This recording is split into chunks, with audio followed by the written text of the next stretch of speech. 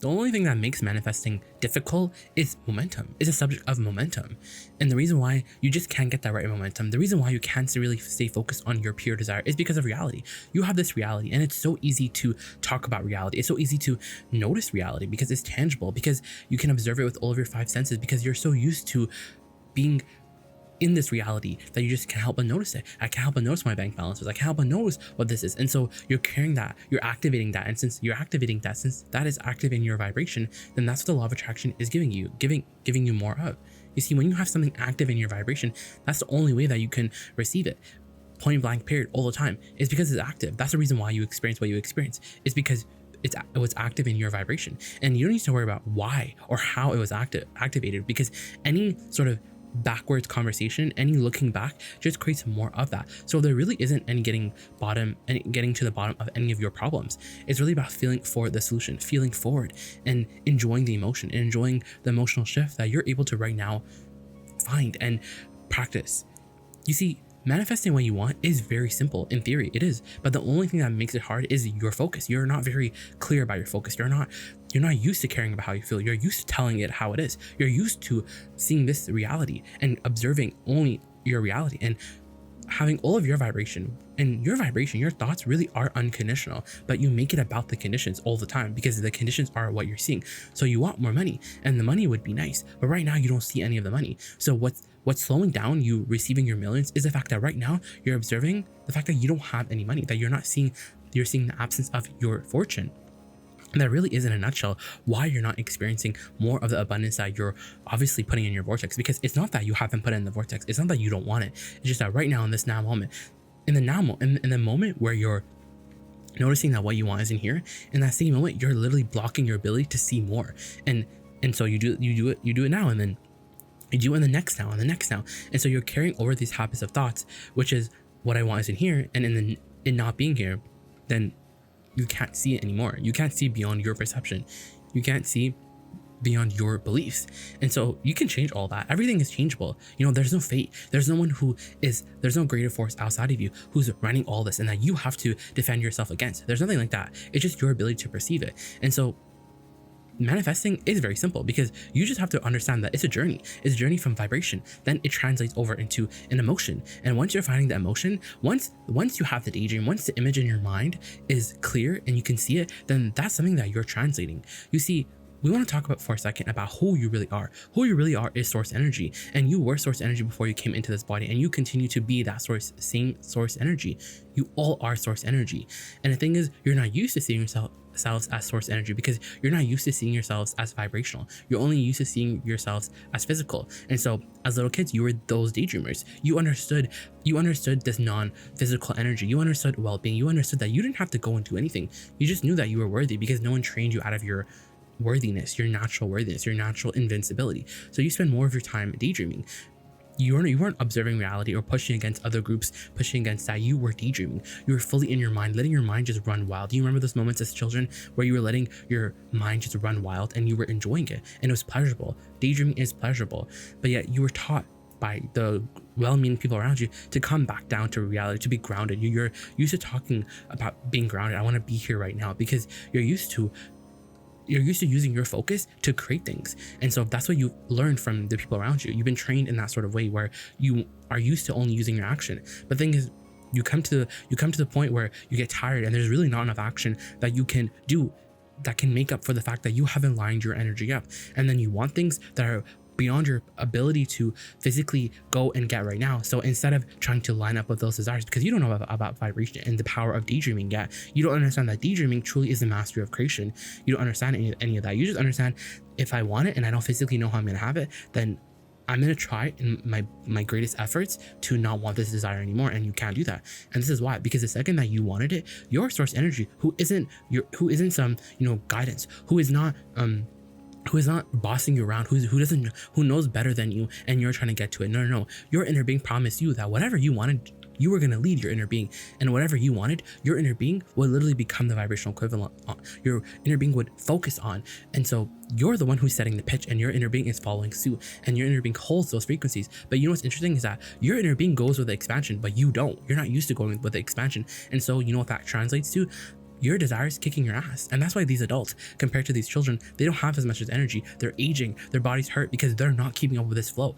They, the longer they're here, the more that they sort of develop these patterns of resistance. And so you're vibrational. You have to understand that you're vibrational. The most inner part of you is vibration. So you have to maintain your vibration. You have to understand that you're vibrational, that you are source energy, because only then, when you understand that you're source energy, can you truly manifest what you want. Because otherwise it's just a crapshoot. You're just praying for the best and closing your eyes. But it's not like that anymore. Now that you understand that there's already a part of you out there who has already become the version of what that you want.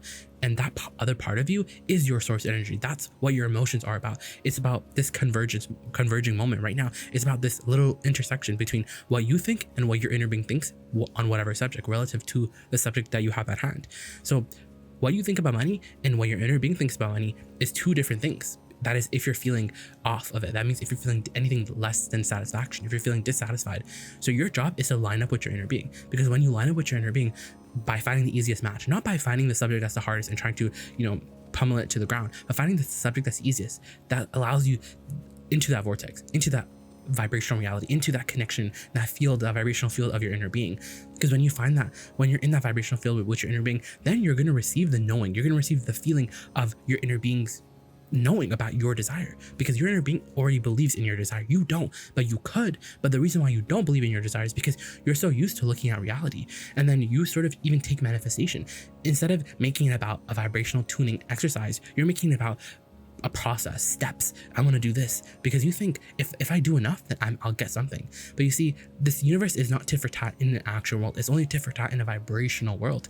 And so, you know what happens? You dream the dream and it feels good, but you're dreaming the dream to make something happen. And since you're dreaming the dream to make something happen, then do you know what happens? You don't, it'll be like 2 days, and then you turn and you go right back to the same old styles and old ways of thinking. You go right to your habits of beliefs, because the dream didn't net you anything, but yet it netted you feeling good. And we're saying, if you really cared about how you felt, if you really understood the law of attraction and your ability to create anything that you wanted, just because you have power over your point of attraction, whether you know it or not, because that's how you create your reality. You offer vibration and the law of attraction gives it to you. But the thing is that if you're doing it for the manifestation and the manifestation isn't here, then you know what you're going to do? You're going to notice the fact that it's not here, and then you're going to just leave it right there on that subject, and you're going to be lazy, and you're going to be like everyone else who's using their action. But the thing is, how far is that really getting anyone? Action can get you very, very far. You have to use the leverage of alignment. And how do you really tune into that leverage of alignment? Daydreaming. You see, daydreaming is truly the ultimate form of creation, is a mastery of creation, because to be in that state of daydreaming, let's describe it. Daydreaming is only found, or let's say like this, daydreaming is understanding that you have already created a vortex, you have already created reality. So when you have your conversations about goal setting, about taking action to do something, you have to first accept that it's already done, because you're not going to create it, because you have already created it. This is a vibrational world. In a physical world, yes, you have to go and create it, but in a vibrational world, which is the true essence of this reality, then you have already created your creation. It's already 99% done, even before you can even see any evidence of it. And you just have to trust that, and you have to trust that there's a vortex, and in time you will show yourself, because these really are just words, but you will show yourself that, okay, I felt good, and this is what I wanted came, but where did it come from? It came from the vortex. It came from this. Because you know why? When something comes out of the vortex, you recognize it. You're like, hey, all the ingredients that I've been putting over my lifetime are literally in this one creation. And so that's the power of your vortex. So daydreaming is being in that place of non-resistance, where you're not super upset, you're not pushing against it, you're not impatient, you're non-resistant, you're fulfilled, you're satisfied, you're soothed, you're enjoying this moment, you're satisfied most of all. And then what's in this vortex comes into your mind in the form of a daydream, in the form of an image. And at first, because it's so ethereal and because it's so airy-fairy, it's fun. You enjoy the bliss of it. Just like when you were a kid, you enjoy the image, the tones, the textures, the colors of it, and you just enjoy the scene. And then you kill the dream because you try to get too practical soon. Since you're not those little kids anymore, since you're these adults, which is such an advantage ultimately, right? Because we're not telling you go be a kid again. We're telling you you're an adult, and in this now moment you can take control by understanding that you had it right all the time, but you listen to these adults who are well-meaning, but who train you out of your guided system, because you thought that, oh, they must be right.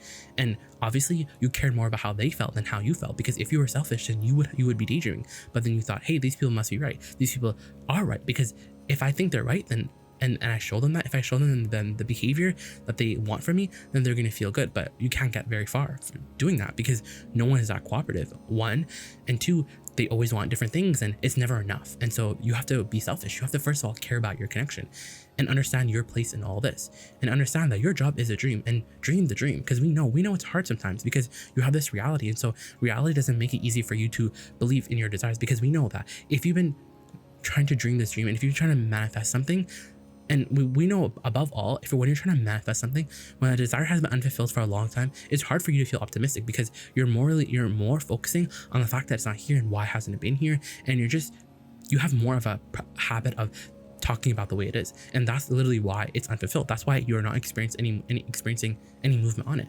But now, as you understand this daydream, instead of trying to be in this state of, okay, I'm going to clean up resistance and bridge my beliefs, because you can do that and you can get some results from that, but it's so slow. It really is so slow. What's faster is by hopping in this place of non-resistance, this place of the daydreaming. But don't go to the daydream for some productivity. Go for the daydream because of how it makes you feel. Because the daydreaming, when you hop in that world of the daydreaming, when you receive the daydream instead of trying to create the image, you're receiving it. So it loads in your mind, because at first it's just a little detail, and then it grows and grows and grows until it's a whole smack dab image in your mind. Then that's you receiving from some source. Even you can even daydream about things that you don't want, but usually a daydream from your vortex is about things wanted and you enjoy it. And just do that, keep doing that, because we know that it sounds so simplistic, because the daydream is so easy to manifest. It's so easy to daydream. And so are we really saying daydream? Yes, because the thing is, you can't stop your manifestations. You can't, but you can slow them down. You can slow them down for your entire lifetime until you finally reemerge and become your non-physical counterpart again, aka your death experience. Well, there is no death, because death is just advancing to the more, and not because you're just becoming more. That's just the way it is. You're becoming more. And so the thing is, you don't have to wait, because some people, they can't get into the vortex until they're finally not in their body anymore. They're not focused here, but you can get into the vortex, because now that you understand the power of daydreaming, when you daydream, you're experiencing the mastery of creation, because when you're experiencing the daydream, that's the manifestation. That is the accomplishment. There's an accomplishment in the vortex that has to be the basis that you're standing on, because if you can't accept that what you want is already exists, and so because this is the thing, if you can't accept it, then you can't allow the momentum. Then this desire is not something that you in the foreseeable future can manifest and experience, because you're blocking it off with your, I need to do something, I need to get it done, I need to prove myself, I need to make it happen. Because all that resistance, all that sacrifice, all that effort from that place of impatience, because impatience is, I don't like where I am, so I want to go somewhere else, I want to be somewhere else, I want to just get over there. If I can just apply enough effort to get over there, I would feel a lot better. That's what impatience is. But we're saying when that's your stance, then you don't get anywhere very, very far. You're not using leverage. You have to use a lot of your action, and then your action is never enough. You don't have you just get the tip of the iceberg. You never really get the good stuff, the true abundance that you're really looking for, the true vortex. You're just getting things that imitate the vortex. And so we're gonna wrap this video up by talking about daydreaming a little bit more. You see, daydreaming is that accomplishment, but the thing about daydreaming is that you're not doing anything to create your reality. You're just daydreaming. And that's why it feels counterintuitive right now. But it didn't feel counterintuitive to you before, because if we told this to you, the thing is, kids, they don't need to know this, because they already know all this. They would just be like, yeah, I'm bored, I'm gonna go off now and daydream, because that's what we want you to do. Because it's, let's just lay it out like this. You're either observing reality or you're daydreaming. And the reason why you don't feel like you can daydream is because there's this reality. And then even daydreaming doesn't feel good to you anymore, because the daydreaming just reminds you that, hey, I don't have this. It just reminds you where you are in relationship to what you want. But now, as you care about how you feel, instead of trying to battle it out in this in this reality right now with these conditions, instead of trying to be right, instead of trying to prove a point, you just care more about feeling good. So you're going back into the daydream, because if you understand that, then you really have the mastery of creation down pat. Then you have the cheat code, because you know why the daydreaming is a cheat code, because you go in this place of non-resistance. And we're telling you, when you're in that place of the daydream, you're now being really influenced by source energy, because remember, your inner being already became your desire. So now you just have to meet your inner being. But most people don't do that, because reality, and they're just observing reality, and what reality is against their desire. It's off from, the frequency is off from their desire, so they can't really get on, because you can't talk about what's not here and ever manifest something. You have to be the master of creation, and we're going to talk mostly about that from now on is the mastery of creation. It's that daydreaming, it's that non-resistant state. Don't go for the power, go for the pleasure, because when you go for the pleasure, then you can stay in for the long ride. You can stay there for the momentum. So the momentum builds from an idea in your mind, from a daydream in your mind that you definitely received, to an impulse that yields you, and the process repeats itself over and over again. You want something, you line up with it, you daydream about it, and then in that state of daydream, you're not doing anything to hinder that momentum, because you're not looking at what is. You're just going off in a place of non-resistance. You're doing what others would call putting your head in the sand, and that's exactly what you're doing. But there's power. There's no power in talking about where you are right now, because this reality that you now stand in is the old reality. So you don't have to focus on it. Go and daydream, and let the dream be enough. Because when the dream is enough, then you know what happens. Impulses come, ideas come, and it's not long before you're experiencing everything that you want. And if the daydreaming isn't working for you, it's only for one thing. It's that you daydream, and then you notice that's not here, and then you spend more time noticing that's not here instead of more time in the daydream, because the daydream feels more ethereal, whereas talking about reality feels more real. It feels more logical. It feels more like, this is just what I do. This is what humans do. We just talk about what's here. But you're a creator. You're a master of your own life, of the ultimate creation, which is your emotion, which is your vibration. So as you go off into this daydream, into this non-resistant state, you become the master of creation that you were always born to be.